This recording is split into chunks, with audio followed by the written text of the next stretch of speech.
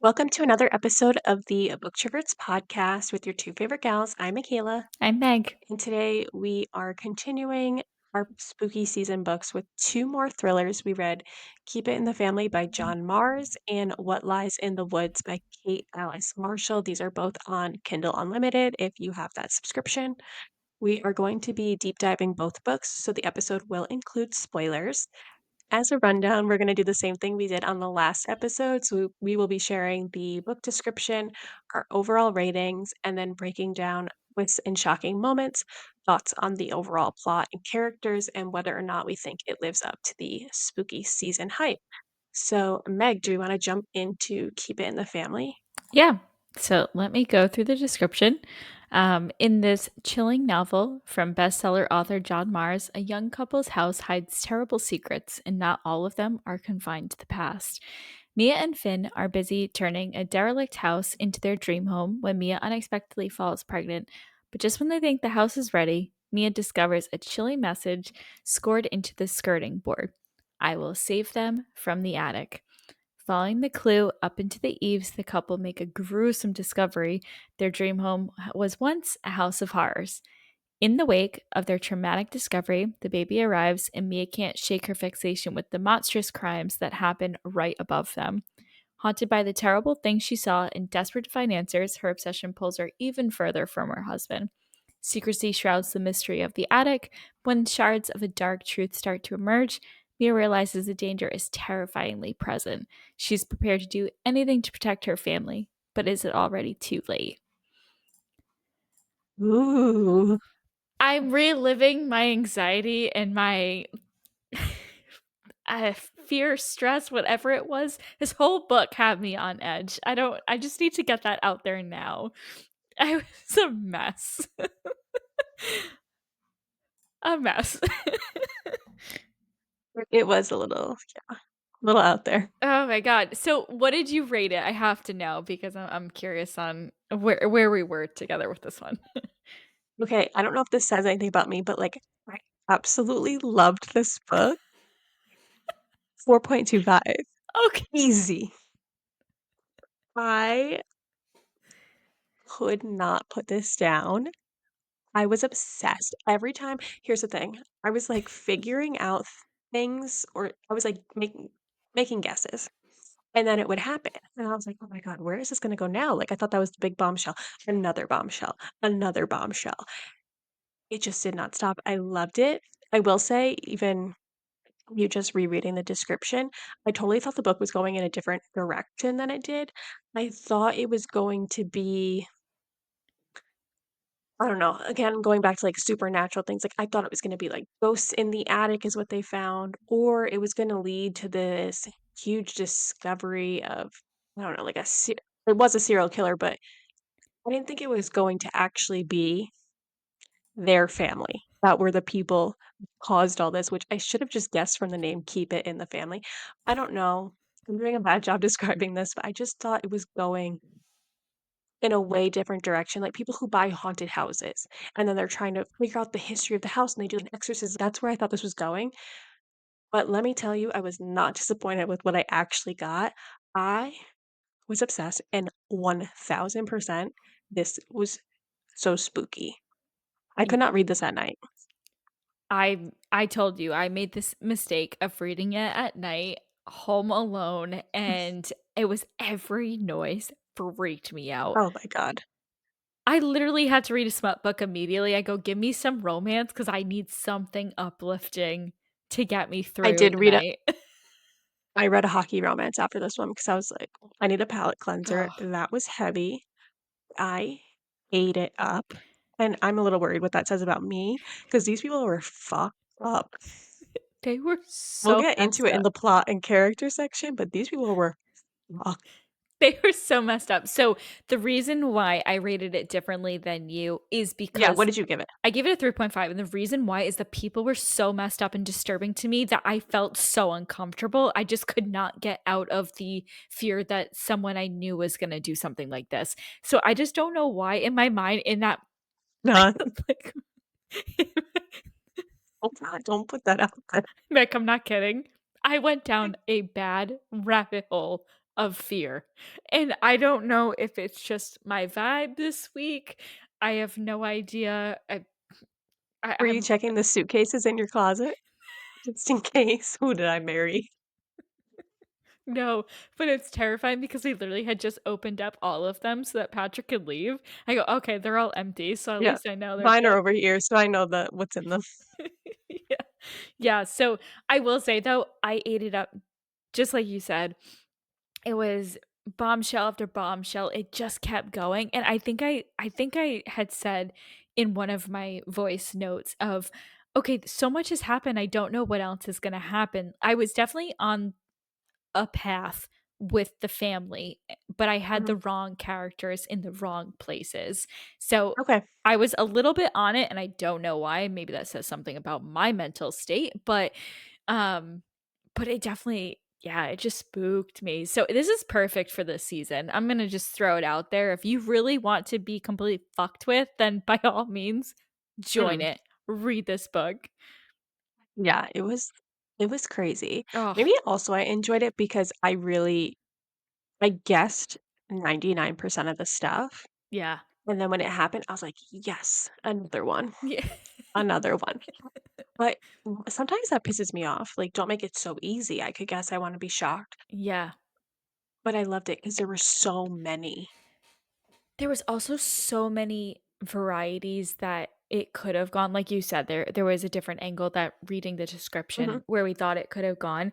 But even when you found out something, the next thing that happened, I don't know why, but it did not make sense. I did not expect them to throw this random thing in here. It was just mm, totally it well done is what I'm gonna yeah, say. That and I think the even characters fucked me up so much that that's why I had it lower, but well done for the whole keeping me on the edge of my seat, terrified. Thank you. yeah, and even when you figured out, like, who did whatever problem you were trying to solve, Yeah.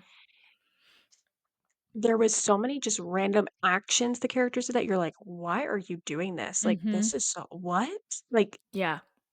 specifically the one for me, which I'm jumping a little ahead to twists and stuff, but Debbie, perfect villain, perfect, Yep.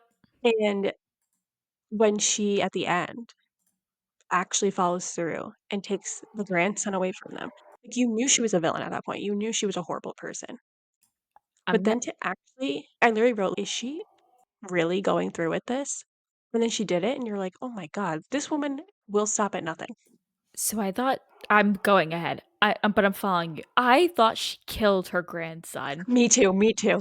I wrote that. Did she really just kill the I grandson? literally go, "Okay, she just murdered one of her own. She's at Mhm. her wit's end." But yes, perfect villain. I hated her from the first page. Oh, same. I hated her before I started it because you had sent me a screenshot because we read Yeah, them on opposite, starting points, and wow, I already hated her. I go, "Okay, I'm going in this yeah, ready to punch a bitch." Like, it was yeah. I gave Meg a connection. I won't say it here, but oh, there was a man. connection.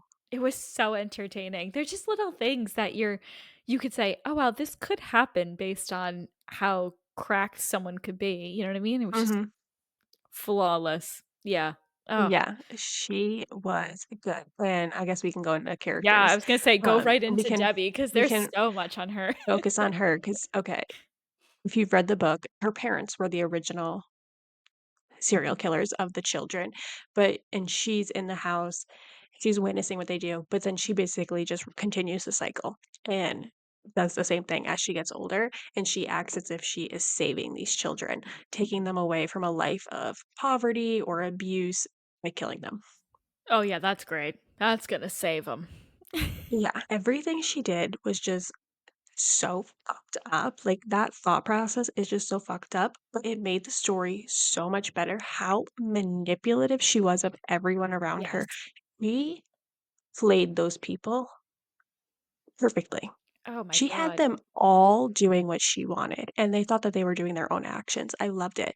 It was right about the halfway mark where I wrote down, I think she's the kid living in the house because I started to realize in the flashback scenes, they always talked about the brother, but they never gave person who was telling the story a gender. Yeah.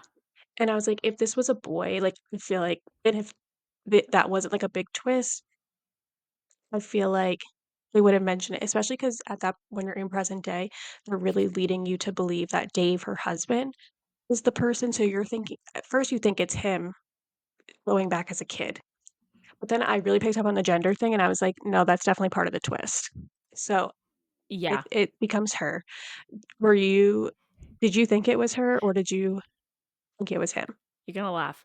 So I thought it was Dave for basically the first decent amount because he Mhm. was suspicious in the sense of just I think at one point he had mentioned he isn't telling Debbie everything and they usually tell each other Yeah, it everything. was, like, chapter 3 is, like, the last sentence. I've said the same thing, I wrote, like, "He's so suspicious." Right. And again, I'm starting off a book and I said everyone's suspicious.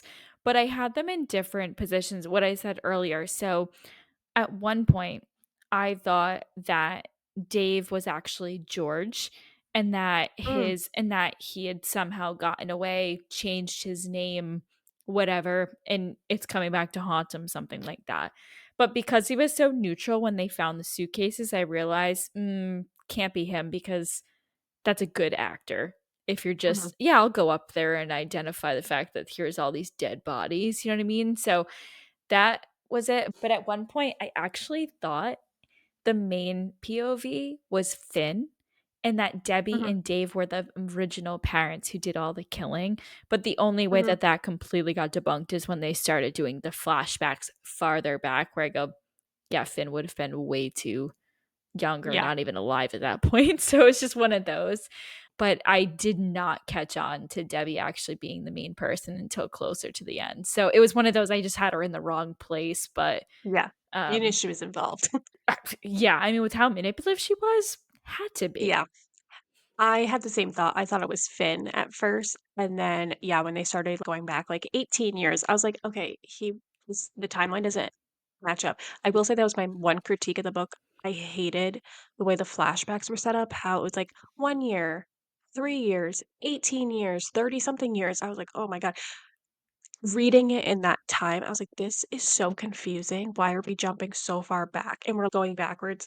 But then it made sense at the end. The other thing that led me to think it was Debbie was when, 1, she was just so manipulative and very controlling over what Dave and Finn did, and, I mean, she stopped at nothing. It was very clear she hated Mia because Mia was an outsider coming in, and I was like, Dave didn't really seem to wanna control everything about and I was like, Yeah, she clearly has something to hide if she's trying to make sure everyone's staying in line. But then when Mia found the workbooks in the attic, there was a line that said there was water damage on them and the names were washed away. yeah, And I said, again, they're trying to drive us to Dave, so she's just assuming these are Dave's workbooks. If there's no name on them, I think that this is a clue that it's actually Debbie. So I caught interesting. that. Okay. Yeah. So those were like kind of the things that were pointing me to Debbie. I was like, this just seems all a little like, we're not mentioning gender, the names aren't actually there, we're making a lot of guesses Yeah, and making a lot of assumptions. Then at the, 62% mark, Dave says to Mia he let Debbie keep the baby she wanted, and they do reference this later in the book when they actually figure it out, but I remember reading it and I wrote that line down instantly because I was like, "That's weird phrasing." it is. Yeah, And that's when I knew right away, I was like, "Finn's been stolen. This is not her child. She's messed up." That was, like, a final thing for me, like, it's definitely her. it was also interesting because in that moment, Dave was basically telling Mia Mhm. kind of the truth without really saying the truth. Yeah, because he never said her name. Yeah, and I know the officer picked up on the fact that that Mia's statement after Dave had Mhm, committed suicide that he never actually admitted to any of the crimes because in all honesty, he only knew of some of them because she started mhm, keeping it from him, the fact that there was one 2 years ago, 3 years ago. She expected that when she had her own kid, it would go away, you know what I mean? There were so many mhm. things that she started hiding from him, and I think he just kept it, turned a blind eye and said, "Okay, that's it. If that's how you're gonna be, I guess that's it. You saved me from what could have happened to me, so Yeah, I'm gonna yeah, die I with the wrote that secret." Yeah, I wrote that for Dave. I was like, he just when you look big picture, he was such a weak individual. Yeah.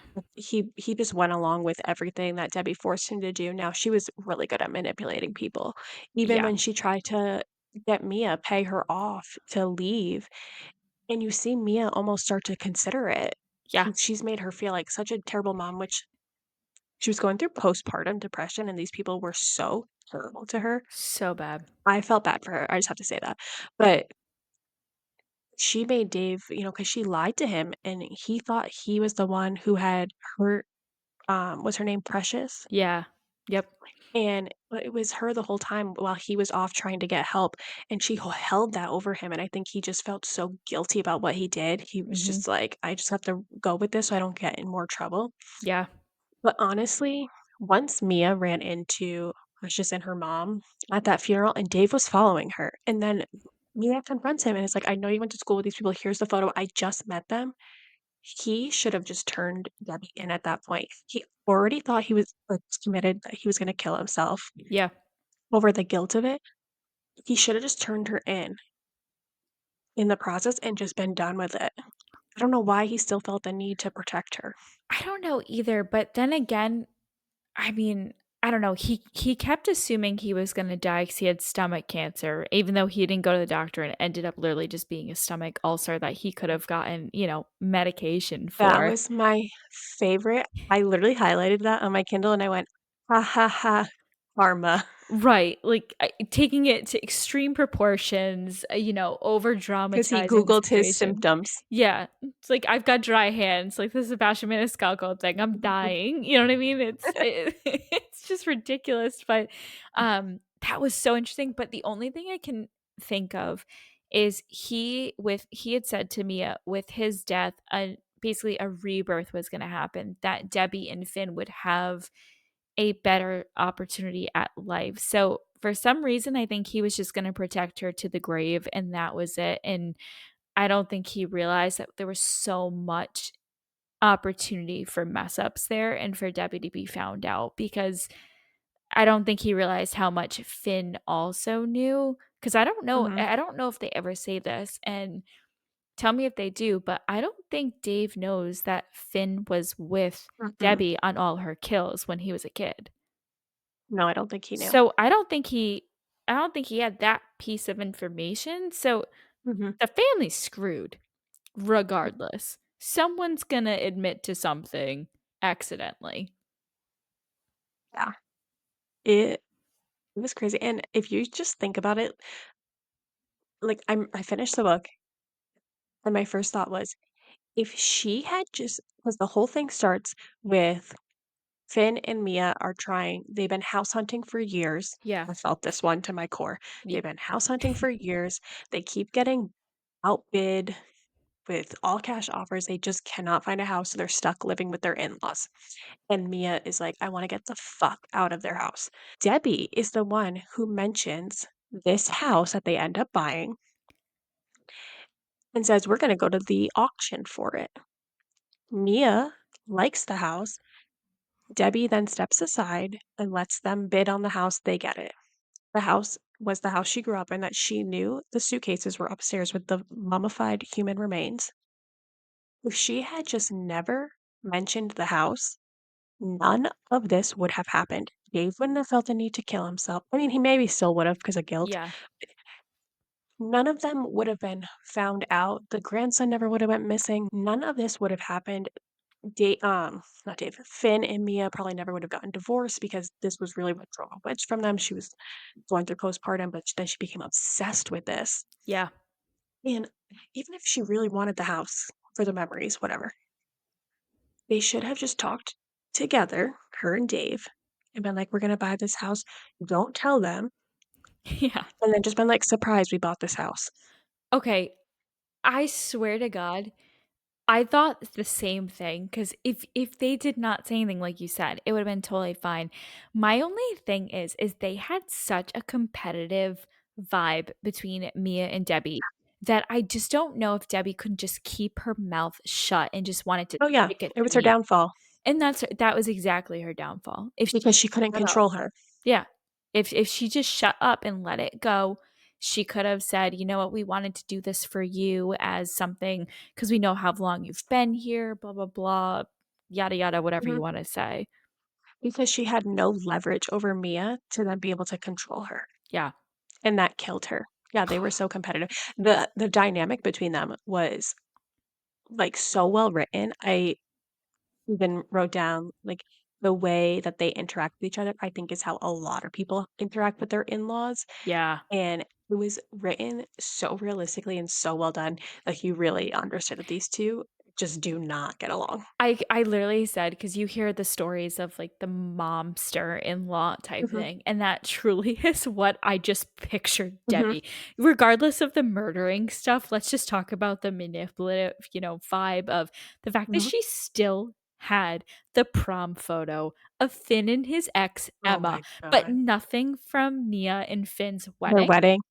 Mhm. That is just oh And my Mia was living god. in her house. Yeah. Right? That's what I'm saying, Debbie, perfect villain. Oh. The mother-in-law is usually not going to be a likable character, but then, oh, let's make her a child serial killer, even better. It just added to the Yeah. level of crazy that they were going through, and I'm gonna say this, and I agree with you where I feel for Mia with the postpartum depression, all of that, and she was super worried about this is gonna happen to Sunny because, they couldn't protect their kids, how can I protect my own, all of this stuff, and Debbie totally just led into that and said, "Yeah, Oh, yes, she yeah. has problems, but you know what? We're gonna keep him away from you. I'm gonna, Yep. we're gonna do all of these things, and we're just gonna make you out to be a worse person than ever, and you're gonna play mom for a few days." And don't get me wrong, like the way they even portrayed that from Debbie's point of view is very much a Mia is selfish for wanting to be on her own and focus on the murders and everything. But it was just, oh my God, it just at least for us, it made us hate Debbie immediately, which I loved it. I It hated was her so so good. much. Yeah, and I definitely was getting frustrated a little bit with Mia, like, spend Yeah. some time with your kid, but Yeah. I've never experienced postpartum. I don't Right. so I don't even know. That's probably a very valid thing people go through. Exactly. But the way Debbie just didn't even allow her in those moments where she wanted to step up. She was like, "No, no, Yeah. no. You should rest. I'm gonna take" So she wasn't even giving her the opportunity. Mm-mm. I Debbie was just trying to be this kid's mom. Yeah. And 100%. then you would get Mia's chapters and her perspective, and then you understand more, like you said, she's she just felt so much guilt that she found these children that these families have been looking for years. Yeah. Some of them went back to the '70s, I know. And that's and this is taking heartbreaking. place in 2018, 2020, like that time period. Mhm. So, like, decades, Yeah. and she just wanted to give these people closure, and I think as a new mom, yeah, she was just freaked out, like, "Is this gonna happen to my kid?" I think she was just going through every worst case scenario, so I felt bad for her in the sense that I feel like they did not give her any grace, I completely agree with and you her there. parents were just off on a cruise, no help. They did not I mean, her parents from the start of how she described her childhood and everything just did not seem the type to really wanna be parents. It was, "We had a kid, but we wanna still do our own thing. You can fend for Mhm, yourself." And that just fit the vibe of the whole book is Mia truly was fending for herself against everyone. Yeah, her parents mhm, were on the cruise, so they weren't really any help. Her in-laws and her husband were useless. Obviously, a lot of it was because it was her, mother-in-law that was the murderer, but the fact that no one even backed her up on anything, it was just, "Oh, no, you don't know what you're talking about," or "This isn't the mhm. truth," and Finn would not stand up for her at any Nope, point, really. I no, oh, hated yeah, he him. took his mom's side the whole time. I Yeah. literally wrote, "Such a scumbag." He was so unlikable. Yeah, And you knew he had something going on too from the beginning, because he, like, kept tabs on her, he knew what she was browsing for on the internet. "Why are you stalking your wife like that? There needs to be some trust here." But it's yeah. because he had a whole second family he hid from everyone. Can we just talk about the fact that the way he got found out was because his own father decided to pay off because he didn't want the spotlight on him and Debbie anymore? He wanted Finn to be He the was like problem. he's like, "I need to distract from us. Here, you be bait." You be the problem. Also, the dad knowing this whole time that his son had a child with his ex-girlfriend, and didn't even say anything. So Oof. you let this kid go through life. She was 4 at that point, Yeah. and one of her grandparents knows she exists, Yeah. but isn't doing anything to try and have a relationship with her. Also, he watched Mia and Finn be so upset it was really hard for them to have a child, and Debbie was no help. She was putting so much pressure on them, like, So much. she can't have kids, and it, like, kinda made her feel like she was, like, a broken individual because she was having difficulty, Yeah. and you're also now depriving your wife of that experience. Yeah. I that whole situation was so wild to me, but then again, Dave just did not really seem to care too much. He had messed up the He relationship with Finn. I don't think he gave 2 fucks about his kid. he was so checked out on everything, I It think, at was that point. yeah, it was one of those, "Well, you know what? You have a family on the side. We're gonna put it in the spotlight." And the fact that Mia had dated someone, somewhat famous at that point Oh, yeah. beforehand, they were kinda eating up that popularity to make the story even more. Because 'cause let's be real, it wouldn't have been that Oh, big it of a would have deal. been nothing, yeah. Nothing. But yeah, because Mia had dated that guy from Strictly Come Dancing, their version of Dancing with the Stars, yeah. Yeah. And it was wild, and also it wasn't like Finn was just sneaking off to go have his visitation with his daughter at that point. He was also still sleeping with Emma. Okay. There was one chapter that it seemed like him and Mia hooked up again after the postpartum, and then 5 minutes later, he's on the road going to visit Emma. Yeah. Is that what happened, or did I read that wrong? I thought the same thing. I thought it was, oh, it said, like, "I'm tired, but, he's having a good day." Yeah. They had sex, like, twice or whatever, Yeah. and then he was sleeping on the couch or something like that. And I was like, "Oh, okay, this is Mia." They're, like, connecting again, and then, yeah, he's like, "Oh, I need to get home before she realizes I'm not there." Right. So then it's And so Emma. then it's Emma. I thought that time I was like, "Oh, so he's having an affair." Then when it came out that he had this second family, and the neighbors had a lot of evidence of him coming multiple nights and things like that, I was like, "Okay, that girl was Emma." Yeah. Yeah, at first, I was so confused. I think I read that wrong, but Was he never gonna tell anyone? So he was just gonna have these 2 kids that weren't gonna know about each other, that they had siblings, half siblings? I'm assuming. He's such a scumbag. I hated him. I He loved was so unlikable, and he had 0 backbone. Oh, 100%, and I absolutely loved how at the point that they found out that he had the secret family, that Debbie was so mad because 2 things, she lost out on time with her granddaughter, Mhm, and also her son isn't the perfect son that she had portrayed him to be, like, there was some flaw with him, which I think mhm, is where she started to realize, "My son's even messed up too, and I don't know what to do with him." Because if you think mhm. about it, all it was to make sure he was okay and everything was about him. It was about no Oh, one yeah. else but him. And now he's just ruined this picture, image of himself for his mother. It was Mhm. so Yeah. good. He was a really unlikable character the whole time. I just wanted Mia to leave him. Oh, And then yeah. when the cop was flirting with her, "Go with the cop, sweetie." Because Yeah. Finn coming back and the way he even approached it was terrible, trying to tell her that, "I think you're going through some postpartum." It wasn't, "Hey, let's talk about it. Let's have a conversation. How can I help you?" It was just, "You need to go to a doctor and get some drugs." It was so bad. And then that's all he kept saying. Anytime you come home, Yeah. "Well, are you gonna get drugs?" Yeah. Like, why don't bring someone to your house to help her. She's going to doctor's appointments. Why don't you go with her and then pull the doctor to the side and say, "Hey, I think he handled that so terribly." And then it just almost was like he gave up. Like, "Oh, she has Yeah. postpartum. I'm not dealing with this anymore." Oh, I think he 100% gave that whole family just had the vibe of giving up at a certain point and just saying whatever happens happens cuz I'm not dealing with it. And he Mhm, totally was that sense. I mean, mhm, obviously we find out that he couldn't get rid of Emma because he wanted to still be with her and was having that whole affair for the entire thing. It mhm. wasn't just a pickup a couple days. No, It was like, a since they first met, yeah. yeah, and the fact that he had married Mia and still was having an affair is Yeah. Well, when he met Mia, he was still dating Emma, and he yeah. told her, "Oh, I broke up with her so I can be with you." And he Yeah. never did. Yeah. He's just scum to the max. And then at the Ugh. end, when you find out, He is now just repeating the cycle. He killed her former boss, he killed the reporter, he was eyeing killing the cop that was flirting with Mia, Yeah.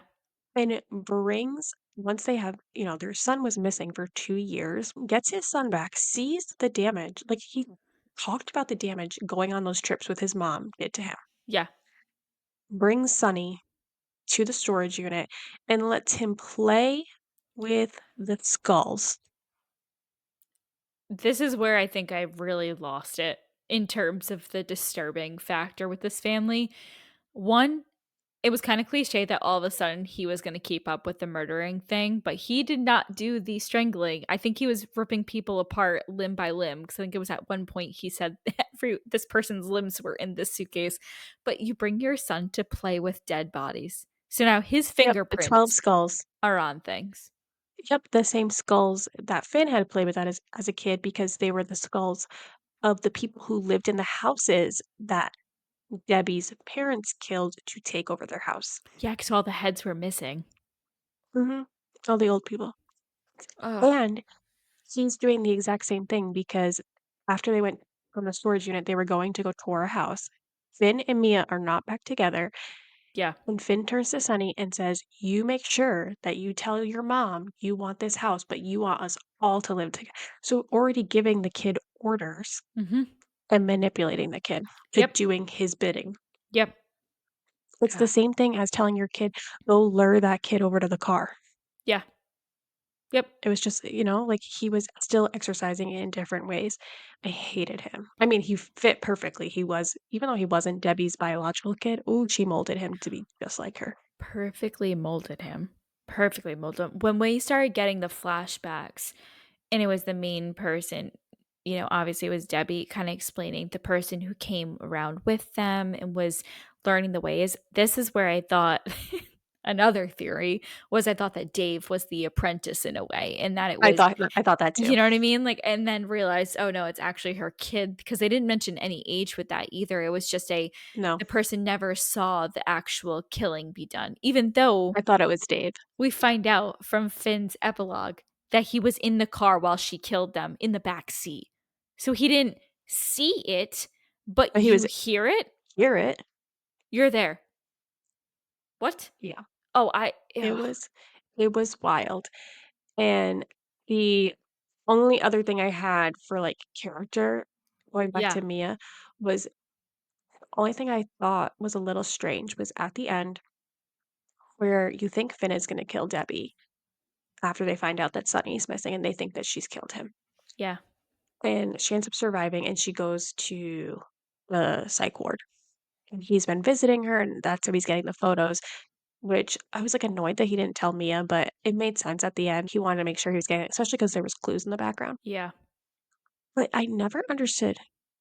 I know she hated her, but why Mia didn't do the same thing? Why didn't she just suck it up and go visit Debbie and hope that at some point she would have slipped up with some type of detail? I I was wondering the same thing because I would have loved to have just looked at her in the face and said, Mhm. "You did this to yourself. You are Yeah, the just reason." berate her maybe until she says something. Right, because at that point, even when Finn was getting short with her at the end, she had pretty much started to lose her mind and was gonna say anything and Mhm. everything just to be able to get him to still see her and everything. So, I think Mia could have totally got under her skin in that sense. Yeah, I just thought that was interesting. Like, she was doing the news stuff, and that made sense. I did like that Mia ended up working for that nonprofit where she was helping connect people. I thought that was, like, a really nice full circle, but Yeah, that was the only thing where I was like, "You're doing everything else to find your son. Why aren't you just going to the source? Debbie knows where he is." I know. I know. I will say too, the other interesting part about the book, how we were getting the flashbacks, but we were also Mhm. getting magazine clippings, video Oh, clippings, yeah. and stuff like that. I was so confused as to what that meant until we started getting farther into the story and they Hmm. made sense. So it was one of those Oh, yeah. beginning, I was so confused. And then as we got more, I go, okay, this is the same family that this happened to, or this same situation. How does this tie Mhm. in? Was this before? Was this recent? And so that was interesting One of too. them early in the book referenced we didn't realize how deep this ran until the incident at the warehouse. And so when we were only it was like 60% through the book and we're at the warehouse, I was like, "Well, something happens here." And that's when I Yeah. was like, "Okay, she's here with Dave. There's a bigger thing going on." So, yeah, they Yeah. were kinda read to me. The flashbacks and the news clippings were so irritating to read in the moment, 'cause you're like, "How does this fit? Yeah. What is this like, what is happening?" Mhm.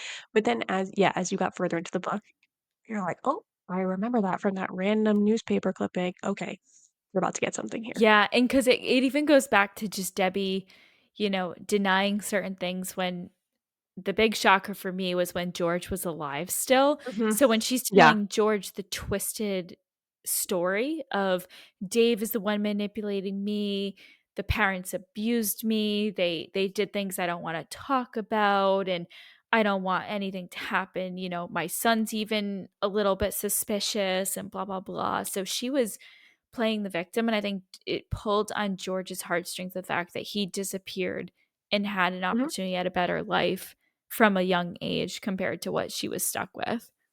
Yeah, I was surprised he was alive as well, Yeah, because I totally thought he got killed by the parents, I thought so uh, too. which that was nice to find out that the dad actually was like, "Go, like, get out of here before your mom has an episode." So Yeah, there was, like, a little bit of a heart there. Um, but it just showed her true colors, like, just how manipulative she was, that she, like you said, played the victim and was throwing mhm. everyone under the bus. And I felt bad for George because he ultimately gets killed by Finn, but George thought he was genuinely doing something correct for Sonny, like, taking Yeah. him out of this really bad situation. He had no clue that he had stolen this child. No, and my thing is too is I had actually put it I he seemed like an actual normal person, and he Mhm, just his parents were messed up. He had a bad childhood, but then was able to get out of it because his dad had a, change of heart of sorts. And I go, "Oh, I think if he lived, he probably would have been fine." And even, Sonny had warmed up to him immediately, was totally fine.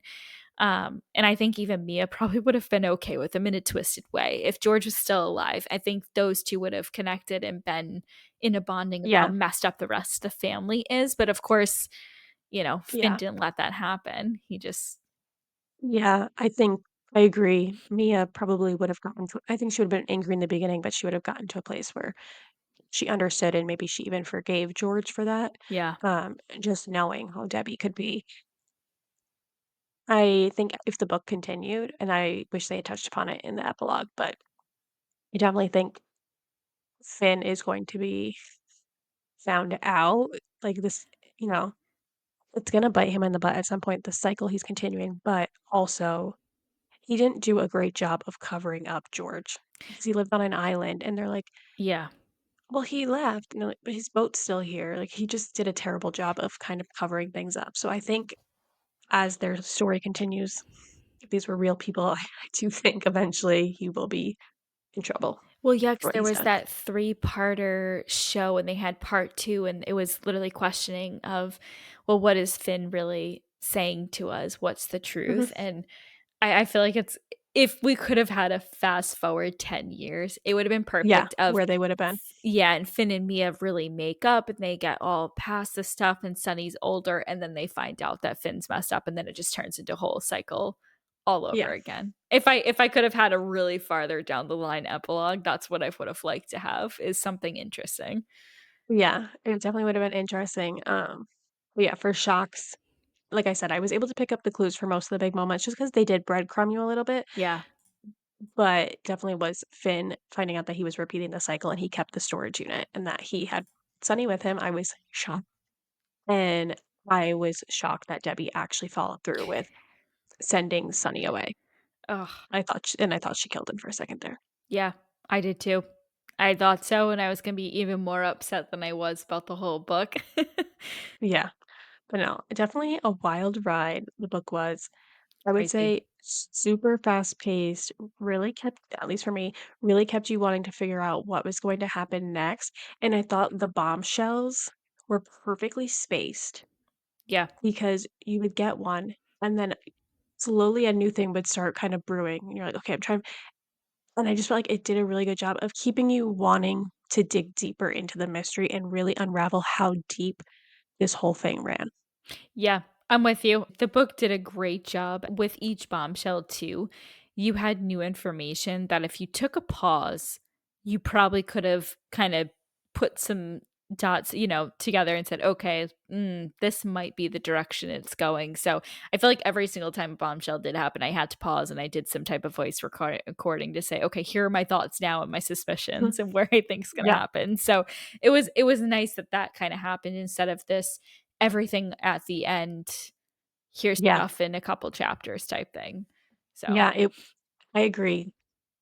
Normally, you hit, like, 80%, you're like, "Okay, here we go, I'm gonna get yeah. a word vomit of everything." But Yeah, no, it was cool that you got things felt like every 20% you were getting stuff, and I really thought the part of them doing the housework, her getting pregnant, and finding the bodies was going to take way longer than it actually did, just because that's such a big chunk of the description, yeah, and when I was like, "Okay, all this has happened, and it's, like, 15% into the book." yeah. Wild. I was thinking the same thing. Okay, where are we going from here? Mhm. Yeah, Yeah. but no, I really enjoyed it. Really fucked up characters, just really fucked up storyline about a serial killer, but I loved the structure of the book Yeah, the structure was and the writing phenomenal. style. Yeah, it was very good. You got enough information. You didn't feel like it was kind of lacking at points or super, too many things all at once. So, well done. Like I said, it was just so disturbing. Yes. So Yeah, you disturbing. definitely need something light after you read this. I don't know, watch a show, something. Don't read this at night. Don't, you know. Yeah. Mm.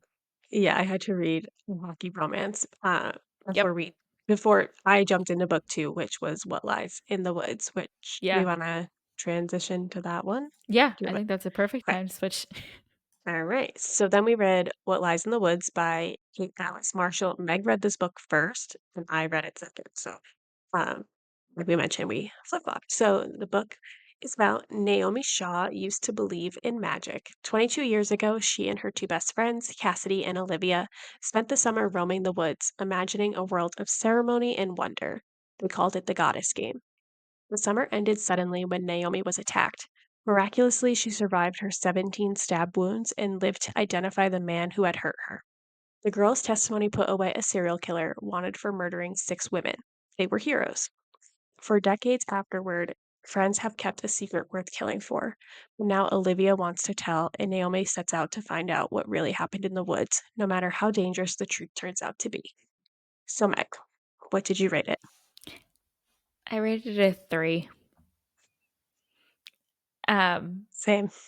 okay, I I feel like we started off on a very good note with the pod today of what we read with Keeping the Family, and we are just taking a massive drop. So, I just you could read whenever. It wasn't really spooky vibes. It was a little weird and disturbing in the terms of what ended up happening, the person who did it and kind of why, but I don't know. I actually, because I read it first, like we said, I went back and said, okay, let me listen to my final thoughts again. And it didn't have a lasting impression on me as much as other books have. So it was even more of a, yeah, it's definitely a 3 because it didn't make me question a bunch of things. Like Keeping the Family, I probably will talk about for another week because of how Mhm. messed up it was. But this just kind of it was a quick thriller. It was a if you needed something super fast, you could read it, but I wouldn't recommend it first. It definitely would not be my top recommended. It's kinda how I feel overall about the whole thing. I don't know, what about Yeah, you? I gave it a 3 as well. And just for reference, I read Keep It in the Family over a week ago. I remember every detail. Like, I very rarely needed to reference my notes because I remembered. I just needed it for, like, percentages of when things happened in the book. This one, I finished about 6 hours ago before recording. I've already forgotten pieces of it Yeah. because I then jumped right into Zodiac Academy, which, by the way, I'm 20% in, and I think you will love the series. I'll circle back on a later pod, though, with my thoughts. Okay. Um, but there's already things I've forgotten. The main character, Naomi, annoyed the shit out of me. She was insufferable. Honestly, though, I just specifically in thrillers, but I really just don't like it in general for a character arc. I hate when characters in thrillers, like something happens to them and the answers are lying on them. They're the only person who can provide the truth. And they refuse to talk or remember details. But they're like, it's just too traumatic. I refuse. Which is fine if like that's a very valid thing. But then all of a sudden, after you've gone through the whole book of them being like, no, no, no, I'm not gonna do it, just being, you know, very stubborn. They decide to at the end, and it's like within 1 to 2 chapters, they can unravel the whole thing, which was this book. I also felt like whoever wrote this description for the book needs to be fired because this description, I don't think accurately describes the book. Like, yes, they played this game. She had 17 stab wounds, whatever. Nothing in here talks about how the whole reason they're really digging into what happened. One, Olivia calls them back because she had been doing research. But then the reason why Naomi sets out to find out what really happened in the woods is because there's a podcast about it. Yeah. She's working with a podcaster. Where is that? Where is the fact that Olivia dies 20% into the book? That should have been in here. Olivia wants to tell, Naomi sets out to find out what really happened in the woods. One of them dies. Right. That would have been more attention because I was like, why wasn't that in the description? And I that's a big focus of the book is them trying to figure out what happened to Olivia and how it's connected to what had happened years previous. I was gonna say, because I was actually shocked that she died so early on. Mhm, I did think it was gonna come down to where either all the girls were removed at some point farther down the line because they all knew the truth, and whoever they were keeping it from, they didn't wanna keep it from anymore. Do you know what I mean? Like, I mhm. assumed that was gonna happen. I just did not expect it to happen in 20% because I literally have Yeah, notes, I go, "She's already dead. Okay, where yeah. are we going and what's happening? Because I don't understand by any means."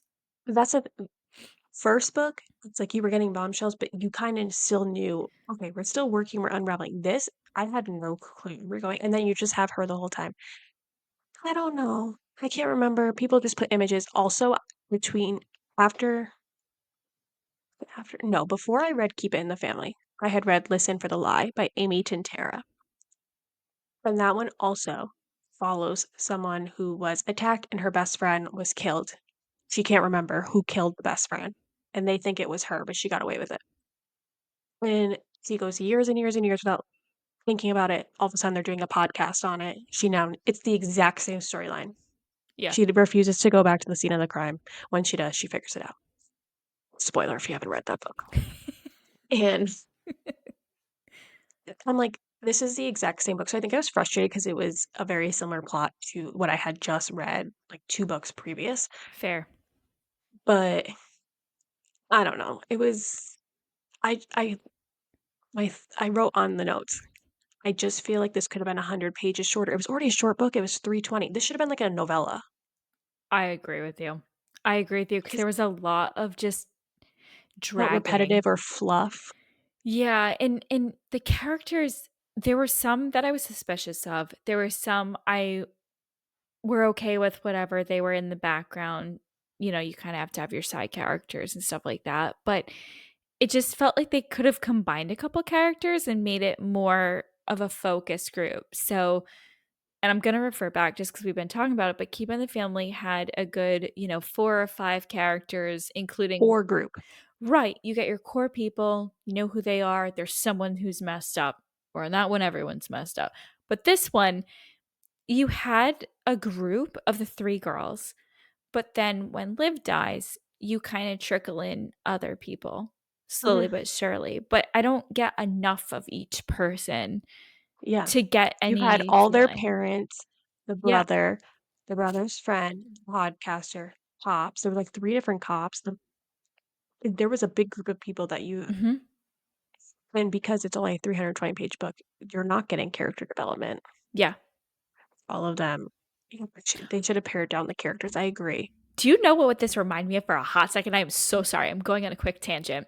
Do you remember the Mindfuck series you had me read as a palate Yeah, cleanser? So you know how that was like 100-page things, short, but you got a long enough story? This could have been developed in the same mindset and it would have been good. 1000%.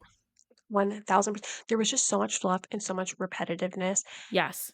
and I didn't need to read chapters of her going back and forth on her thing.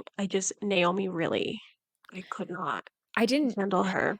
I feel bad saying this, so take it with a grain of salt. I didn't feel bad for her. Yes, I felt bad that she had gotten stabbed 17 times, but in terms of present day, I just there was no No, I connection that didn't. made me wanna see her succeed. Yeah, I feel you. Like, I felt bad that she would lose out on jobs because she had Yeah. scars all over her Yeah. body, things like that, but she had no motivation.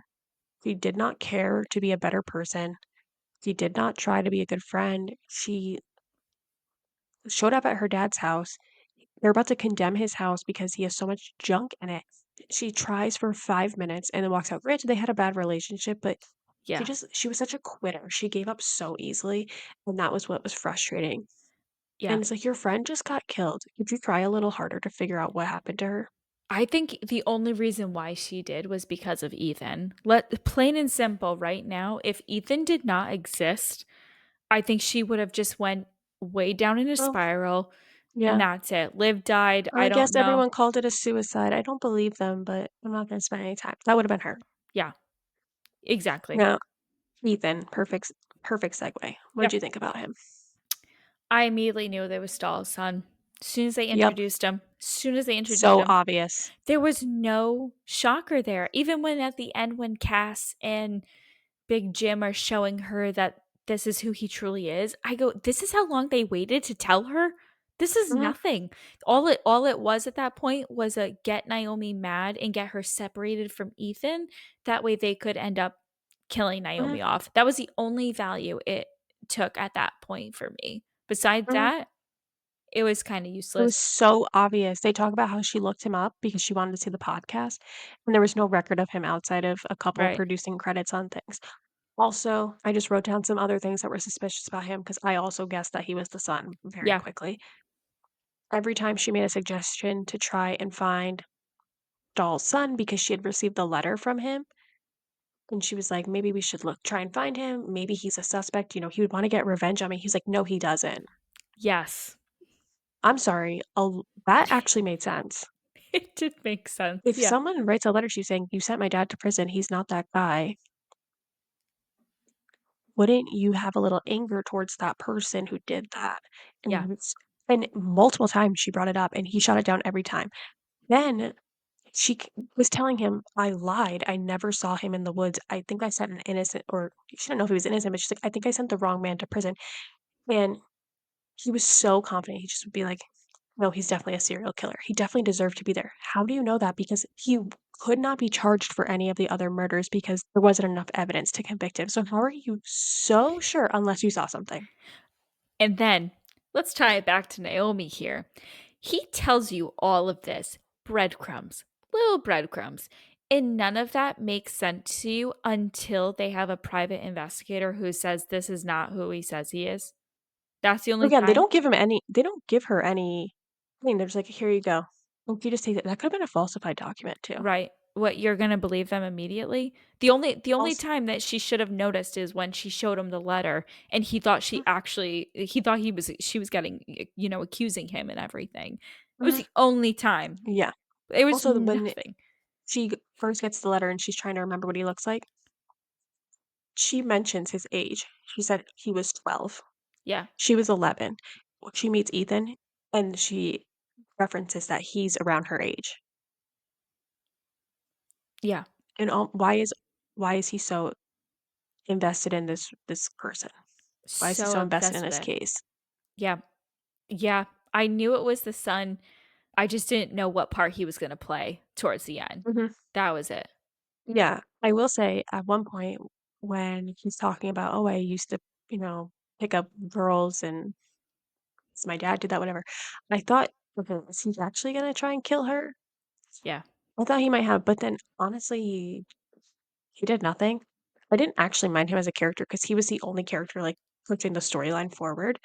yeah, It's just wild to me that this person sent your dad, who he knew that the dad had killed people, and he wasn't a good guy.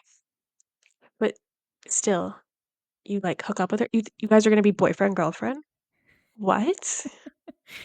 You think at that point you might even try to tell her the truth, but then she just pushes it aside and you know what I mean? Like actually give oh, it was like he was trying to tell me something in that moment, or he wanted to come clean about something. You know, those little hints that you might get there, but none of it. Yeah. None of Mhm. it. Yeah. I'm just going through the way you listed them out. Yeah. So we talked about Naomi. Mitch, insignificant to me. So Just a so shitty boyfriend. I really was just I was gonna say, I'm like, is he a super fan of Stahl and just was only with Naomi for the fact of like her Yeah. trauma? There He was seemed nothing into it. I there. wouldn't have been surprised if, like, at the end, he came out with, like, a book or something about the whole Right. thing. I He don't was know. secretly recording her. It was He was useless. weird, insignificant. I hated him when she came back, and she was like, "I'm not trying to do anything. I'm just getting my stuff." And he's like, "No, no, no, you can stay here," and then tries to hook up with her. Right. It was just useless. It could have been without him. It would have been fine not even having him Again, there. like, yeah, let's cut down on the characters we had to listen to. Yeah. Uh, Oscar. They had built him up so much for what was it, the first 60% of the book. Mhm, The typical of here's someone you think is really an issue. He was an issue, but he wasn't to the extent that the rest of the characters who were involved, for example, his parents, Liv's parents, like they all knew something. Oscar mhm, didn't know anything. The only helpful information he had was when he finally had mentioned that Cass wasn't getting abused by their parents. It was her violently attacking herself. She was the one who always held stuff over people. Like that was the only value that he gave to the story. mhm. Besides that, Yeah, could have it could have just been the bar, a bar hop or something, just someone right. chilling that told her that information. It didn't need to be someone we focused on for so long. It, Yeah, I think he was in there just to be kind of like a red herring. Here's this character, and we're gonna make you suspicious of him. yeah. And that, I think that's all he was there for. I did think he was the killer for a second there when they Mm, start figuring out that he knew Jesse, yeah. but then I realized that they were building him up too much, like you had said, and it would have been too obvious. And I was like, okay, he's just here to kind of distract us. I did like when he disclosed the information about Cass because I was suspicious of her Yeah. because I was like, this girl has anger problems. They did not need to include the part about him being a pedophile. We I could have done agree. without that. That was disgusting when she was 11 and Mhm. he pushed her up against a wall. She's going through puberty. Yeah. Pushed her up against a wall of like the corner store in public and stuck his hand up her shirt. You're gross. And Yep. then he's like, it was a joke. You don't joke about things like that. He was Mm-mm. 18 at the time. Yeah. And then she's 15, calls you, and she said he was old enough to buy the liquor, so he's over the age of 21. And she calls you to take her virginity, and you go happily. You're disgusting. Yep. And I wish we would have seen him get like arrested for that at the end because like why does that need to be in there? I don't know. The only thing I could think of was just her mistrust in everyone and that she didn't, but Yeah. we could have had that with other people. It didn't need to be, Yeah. I don't know if the author was yeah. thinking, I'm gonna put this scene in of him groping her, Yeah. her freaking out, and then him getting the shit kicked out of him by Cody Yeah. as motive for him to be the one that tried to stab her because he didn't like that she rejected her or something like that. Right. But I'm sorry, come up with a different angle. It's just gross. Yeah, because I mean, we I do don't need get to read the about that. right, and then even with going with that, we do get the point of, Naomi had said, "Oh, Cass thinks the world of Oscar. She Mhm. never thinks that he does anything wrong, and if any of this came out, blah blah blah, it'd be this whole thing." So I just they could have gone about it in different ways of maybe not the pervert vibe, but he could have done something else that they could have latched onto, and it would have Yeah. been fine. But Yeah. I did note in my little blurb about Oscar, said, "I wouldn't have been shocked if the ending was that Big Jim was" I didn't think Big Jim was the one who stabbed, Naomi, but basically they had found a body while they were playing in the woods, which, like, Yeah. you didn't think to tell your parents or the cops, "No, instead, we're going this is part of our game." Like, these kids are fucked up, So fucked up. first of all. But it ended up being this girl, Jessie Walker. So I wasn't going to be shocked if we found out Jessie was killed because of Big Jim. Yeah. I really thought but then that was floating around in my head. But I knew someone from that family was involved because they were doing too much to cover it up. The fact that they also gave money, even though it actually came from Liv's family, but the fact that The they claimed, $30,000. yeah, and the fact that that went into a fund for her, that way it would help with all her medical bills, obviously, because her Mhm. dad couldn't really do anything at that point. They wrote a But book. yeah, they had too much riding on it, and the fact that he was a bigwig in that town, Yeah, and he was the mayor and yeah, you don't wanna make any issues with your name, you wanna make everything great, and, and Mhm. that's kinda where they bring in the detective or the officer rather, who is hiding things about Oscar so that there were no Oh, issues, yeah, and it the whole thing. they were a I shady knew it. family for sure, I just didn't know which extent of a person was the shady or extreme shady Yeah, shady person. that's what I thought. Yeah. Uh, then we have Liv, who we really only know her as a character for, like, 20% of the book. Everything else is just told from, like, a third party. Yeah. Uh, what'd you think about her? I felt really bad because I think they obviously at the end they explained kind of where she was going with her mental illness and the fact that she really So believed the sad. goddess games, but for me, I just my heart broke with the fact that that was the case. Like when they started explaining that she had tried to commit suicide and had Mhm. all these things. I felt so bad, and the fact that she died first, it was one of those of, okay, either she really has something else going on and this didn't happen, and maybe there isn't something that's a secret that she's keeping, and they kinda, like they kept on to that, which I don't know how much I liked it. I felt really bad. It hits too close to home with some stuff, and I just was like, "I can't." You know what I mean? It was Yeah. tough for me. Yeah. I did feel really bad for her because she definitely was going through it, Yeah. and I felt like almost too that was her main personality trait that she was given in the book, which I personally did not appreciate from a writing perspective because Yeah. I just already feel like that's when it comes to mental health, that's already a big stigma. You're already Mhm. just labeled with whatever you're dealing with, Right. and that's who you are. You're a depressed person, you're an anxious person, you're a Exactly. person who has hallucinations. Like it's already so I just didn't like that she was basically reduced to her mental illness, but I did feel bad of like what she was suffering through and Yeah. uh, how she had already tried to commit suicide a few times and it was really sad. I felt really bad for her parents who had lived this whole time thinking that their daughter had stabbed her best friend Yeah. and that she just had to go along with that. That I felt really bad for, and then they don't even find that out until after she's passed away, so they don't even get to have that closure with her. Right. Um, I got so frustrated, though, that they just kept saying, she killed herself. We have the gun, we found it in the pond. She killed herself." And obviously, I knew the cops were covering it up, but this is, like it made it so obvious the Greens were involved, like, that Yep. family, because they just Naomi repeatedly kept saying, "Liv hated blood." She hated guns. They even say she used to walk around the perimeter of the room to avoid when her dad was cleaning the gun. Yeah. When she had tried to kill herself before, she did it through an overdose. And that one cop believed her, Bishop, but she was new and she knew if she didn't just go along with it, she would have lost her job. But it was so frustrating that they were just reducing her like, well, she has mental illness, so she killed herself. Well, And and they that weren't was my taking thing. into like her other things, her personality traits.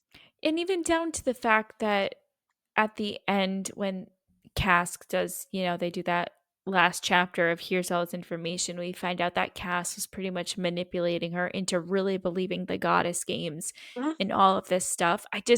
They were using that so much that I just to your point, it just became the whole focus instead of it being a part of her and we finding Mhm. out other things about her. It was just, "This is Yeah, who she she was just is." reduced to that. Mhm. Yeah, That's what she is. I did not like it at all. I feel like it just portrayed that so Yeah, weirdly, for me. I yeah. don't know. I just it was a choice I don't agree with. Yeah, I think it could've been written about differently, but yeah, I'm not the author. yeah, I also like the things where they're talking about, like, she hated blood, she hated guns, things like that, in reference to her death. It then also was, like, red flags, like, of course, she wasn't the one who stabbed Naomi. He yeah, hates blood, and if you're gonna stab someone, they're going to be bleeding. yeah. And they must have known that. So then for Cass to have basically told her, "Oh, we need to finish these rituals," which those rituals were fucked up. So Something messed is up. fucked up with Cass because she came up with all of them. And they had Olivia had almost died during one of them Yeah, in the same spot she ended up dying later in the book, early in the book. But for her to know that Olivia hated blood and to turn to her and say, "You need to prove to me that I am your main friend. You need to go stab our other friend." So you know she doesn't like that and you're mhm. just playing on that. Oh, she used everything to her advantage with trying to get Liv to do stuff for her. It was Mhm. so wrong. It was so wrong. Yeah. And I we can just transition to Cass. Um, they just made it I just felt like there was so much foreshadowing for her character. First of all, she was a straight bitch from the start. 100%. And I didn't get the sense that any of them actually wanted to be friends with her. She was forcing them to be friends with her Well, because she was like, even "Well, we have this thing that we're bonded over." And none of them right. gave a shit about her. Yeah. And Naomi was like, "I don't even know the last time I've seen her. The kid was, like, young." First of all, her having a kid, why? It That was was so so useless. insignificant. Mhm. It wasn't That needed. did not need to be there. Cut that character. Mhm. But then such foreshadowing when they are describing Cass as a character, when they said he used to fight with them constantly, like, bad fights, really mean things, and it would get physical, and then so quickly, it would like a switch would make up with them. Yep. She was so erratic, and that's how I came so I was like, "This person has an anger problem." Yeah. I will admit, I did not see that she was actually the orchestra, or maybe I could see that she orchestrated it, but I didn't expect her to actually be the reason that, Liv had died, the reason that Naomi was picked and all of that. Like I knew she was messed up on many levels, but for some reason I just was like, there's someone else that they're hiding or keeping a secret for. I Yeah, I I didn't knew think they were she was the messed main up. person. I thought Yeah. she was somehow like an accomplice. Yeah. Uh, Agreed. and then when they went to go look for Liv in the woods and she rolls her ankle and it's sprained, and she's like, "Well, I'm gonna just go back to the car." And Naomi's like, "I'll go with you." And she's like, "No, keep searching. You 2 always love to go off." Like, you could just tell she was so jealous of the friendship. And Yeah. I'm like, she has a lot of negative qualities. They weren't really shining her in any positive light." Mm-mm. Now, can we also just talk about this? So obviously, they were trying to cover up the fact that Liv had gotten killed, and it was not suicide by any means. But and I'm reading far into this, but isn't it? Cody have had to have her hold the gun so that it hit her in a certain angle that looked like suicide? Am I going Mhm. way too far into this? Because they didn't do anything. It was just an Well, autopsy was done, and they figured it was a suicide. Who did the autopsy? Was it a different yeah, town? What? I think usually from those things they can tell, like, the speed, the direction, the angle things are going. Yeah. Honestly, I think the dad, like, Cass must have filled him in of what was going on, and he basically told them all, "Do what you have to do to say it's this." Yeah. Because, I mean, the chief bishop, she talked about how they were in that pond and they found nothing. Then all of a sudden, it just shows up one day. The gun. Also, it was weird though that the gun was the exact same type of gun that Mitch had bought Naomi. That was just like a weird, like, how would he have known? Another weird thing that came in.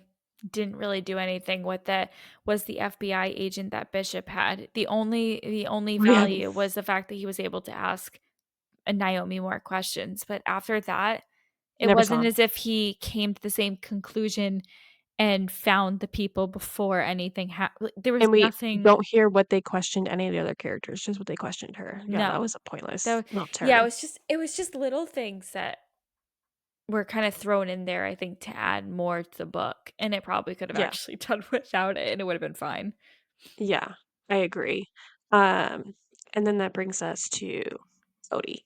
What did you think? I was suspicious of him very early on because they kept portraying him as the savior. He was just miraculously there that night and had found her and is always making sure that she's okay, even now, just checking in, all of that stuff. As we find out more, that he kind of was turning a little bit creepy of how much obsession he had of making sure she was okay. And I think it was more probably making sure that she doesn't remember anything because he unfortunately was getting blackmailed the whole time by Cass. But I I knew something was wrong with him. I just didn't know to what extent. And then we find out so much more about what had happened in his story, which I think his was the most interesting thing of the entire Mhm. book, in my Yeah, opinion. I would have had it more on his POV and I would have been fine with it. yeah. Honestly, I was kind of shocked by him because I genuinely just thought he was like our character who was just there to like he really turned his life around and he was just gonna be like a helping hand for her throughout the story. Yeah. But then, yeah, start to pick up the creepy vibes with him and how often he was there, running into her into in the town. And then he walks her to the hotel and she says like he's flirting with her. So I was like, maybe he likes her, maybe there's some like feelings here. I'm not really sure. Yeah. And he was, offering to get her a lawyer. He was going to cover it, all of the stuff.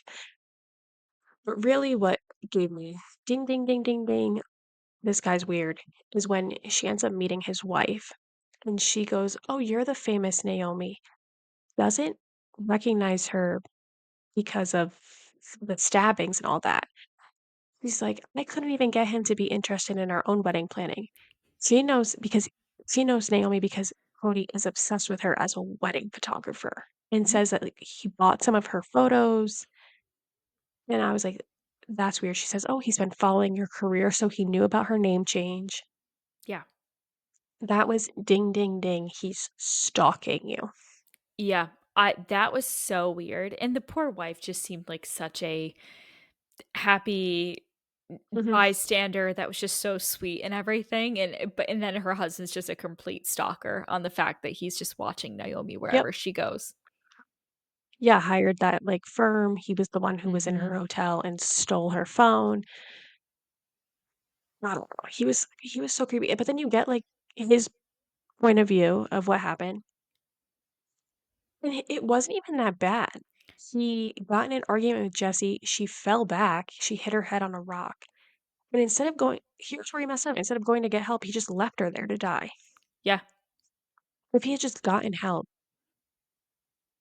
none of this would've happened, and so I felt bad for him in that sense, he wasn't going to out there to be a serial killer, Yeah. but then, one thing leads to another, and here we go, Mastermind Cass gets involved, and she was like, "Oh, here's my blackmail for him."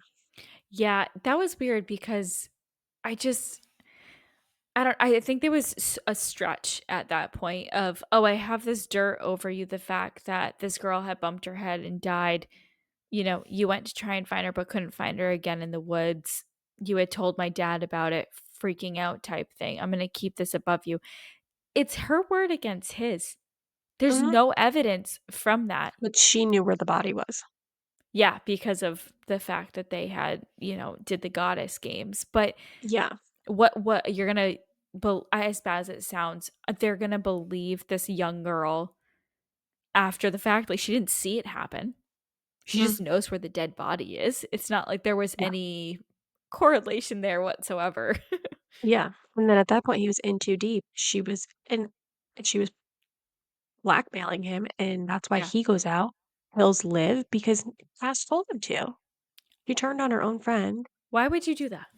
I loved when he turned the gun and he shot Cass and killed her. thank Okay. God. But if she was Did not alive, expect that. Ooh. I didn't either. I realized that they were just gonna kill Naomi, but Yeah. if he didn't kill her, I would love to have known if she would have actually gone to jail for her. She played the biggest role in everything. While she may not have pulled the trigger, she pulled all the strings. I really would have loved if he had shot her, but um it wasn't a wound that would have killed her immediately. It was just it hit her, her Mm. leg or something, and she was trying to come after them and all Oh, of that would've this been cool, stuff. yeah. And then the epilogue could have been from her POV being in jail or something or whatever had Mhm. happened. Maybe she disappeared Yeah. off the grid. Yeah. And again, it just makes her daughter an insignificant character because she played Yep. no role in it. And now we just left this person with no The only parents and thing no was father because the dad wasn't in the picture. Yeah, and the only thing they ever mentioned was, "Oh, she's the same age that we were when all this Mhm. That stuff was it. happened." Okay. I thought she was gonna play a part. I thought they were gonna bring her in, and Naomi get to know her or something and find out details about her cast that way from her daughter. I don't Mhm. there was nothing there. Yeah. And so it ends with just Cody taking a plea deal. And then we didn't even get any information on what kind of plea deal or anything. It was just a one sentence. He took a plea deal. I'm helping my dad clean out his house a little bit at a Yeah. time. Yeah, she's Done. like, "He took a plea deal the same day I launched her collection of photographs of her scars. Yeah. It it that was it. Both of her friends are dead. Her dad is a drunk, like, he's gonna go back to drinking." Yeah. I don't know. Honestly, the suggestion you said of it being, like, the length and structure of the Mindfuck series was perfect because then they coulda sped things up. Yeah, they could have done very quick. It could have been a couple short stories in a way, or parts rather, and then it would have been Yeah. there you go. More concise. Also, because it was centered around a podcast, like, that played a big role in it. I wish it was structured like None of This Is True or Listen for the Lie, where you get excerpts of the podcast clips that are coming up, or you Yes. get transcriptions of the interviews you were doing. You never saw him interview anyone else. Oh my god, it would have been perfect if we were getting snippets of, at the end when he comes back to talk to her and they say a question for a question, that's how they start up Mhm. again, and he wants to do the podcast. It would have been nice getting that podcast as well. It's Yeah. getting clips of that, or after Liv is dead and we find out more, getting snippets of what she had said to Ethan and stuff like Mhm. that. Because did Ethan get anything from Liv, or was he just completely in the I think she in wanted to talk to him, but then they didn't get anywhere. I don't know. I don't know, like, there were so many things that they could have done with the podcast clips that would have been so good. Yeah, it would have filled some of the pages. It would have Mhm. removed some of the fluff. Yeah. Um, Instead of just being us having to rely on Naomi trying to remember. Yeah, that was And tough. anytime she talked to someone, they were giving her false stories. "Oh, no, this is all you remember. This is exactly what happened, blah, blah, blah." Yeah, we could have removed a good 75 pages just from that nonsense, Mhm. and it could have been a lot better. Yeah. We needed, 100 pages less. It got repetitive at times. Yeah. And the characters, I feel like we needed one likable character, and there was none. Yeah, I agreed. didn't like anyone, so I was fine if any of them were the villain 'cause I hated them all. Yeah, it was just I wanna know who did it and why. That was Mhm. kinda where I was at. Yeah. Yeah. Okay. Any other thoughts Oh, that was on this actually one? it for that one. That was a Okay, yeah, lot we quicker. definitely started high and then nosedive. Plummeted. Yep. Yeah. Out of these 2 books, which one did you prefer? I preferred Keep It in the Family if I had to Mm, choose. same. Yeah. Now, out of all of our October picks, and just as a reminder, in the first episode, we read Stillhouse Lake by Rachel Kane and Hidden Pictures by Jason Rakula. What was your favorite out of all 4? Out of all 4, I would go still with Stillhouse Lake for sure. Interesting. Mhm. What about That you? one was good. I still wanna read the second one. People have been commenting. I posted a TikTok about it, and people are saying you have to read the second one. It follows the same family, which we had figured out during the episode. Yeah. But my favorite out of all 4 books, surprising well, maybe not surprising, Keep It in the Family. It was so fucked up, but I think because it just had a little I really liked Stillhouse Lake. They were Yeah. very different books, very different thrillers. But I think because Keep It in the Family moved a little bit faster than Stillhouse Lake, it just gave that little bit of an edge, and there was more bombshells in Keep It in the Family. That makes sense. But Yeah. Stillhouse Lake was very good.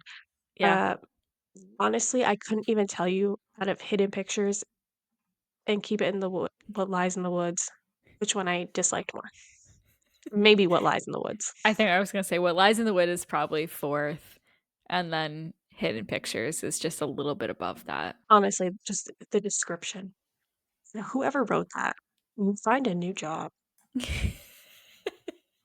It That'd be was like like a me trying to write descriptions. I know I'm not good at that. I know it's not my strength. it was also the description was a little confusing, I thought, to understand what was actually happening. And then when I read the book, okay, this is like Yeah. 3% of what happened. There It's was a just couple more big moments you could hit on in here that wouldn't have Oh, been yeah. spoilers. Yep. Agreed. Goodness. I have, 0 other updates except for I'm starting my Zodiac Academy journey. Meg, I'm so nervous because I saw a TikTok. First of all, it was my entire For You page was Zodiac Academy. One of my, like, old coworkers had mentioned it to me months back, and she was just like, "Oh, haven't you read this? I heard it's similar to Harry Potter." So I had it on my radar. And then when I tell you it was every 3rd video on my For You page was Zodiac Academy, Zodiac Academy. I'm like, "Okay, someone like, the person in my phone really wants me to read Zodiac Academy." Right? So I was like, "Okay, maybe I should take the plunge." So I'm starting to do some research. The Zodiac Academy series is 9 books. There's, like, a prequel series and then some other series is all in the same world. It ends up being 23 books total, and then I was like, "This is too much of a commitment." Yeah. I posted TikTok about it, everyone's like, "You have to read it." Apparently, it's nothing like Harry Potter except for they have houses. Oh, Anyways, this is my journey I'm going on. I haven't read a big series since last year. yeah. I'm 20% into the first book, and I'm loving it, Oh, good. so I think you'll need to force it on you. Okay. I'm thinking I will have to wait a little bit because I still have yet to get through Throne of Glass. Like, we are at You have the one more final book. one more book. Have you That started it? No, that is my focus. The rest of the year, basically, in between all the books we're doing for book club, it's basically that's gonna be my Yeah. primary focus. I will say Zodiac Academy is all on Kindle Unlimited, though. Oh, perfect. Yeah. So, we'll switch over. Once you finish your Throne of Glass recaps on the pod, I will do my well, I guess I can't do them until you read it because I don't wanna spoil it. So, it'll be the same thing. When you start reading it, you'll do recaps, and I'll have to remember the books. Okay. But no, that's it. Too many thrillers this month for me. I'm Yeah. tapped out. These 4, and then I read Listen for the Lie, and it's a lot. I don't know how you people read these back to back to back to back. I I don't need know. lighthearted romance in the middle.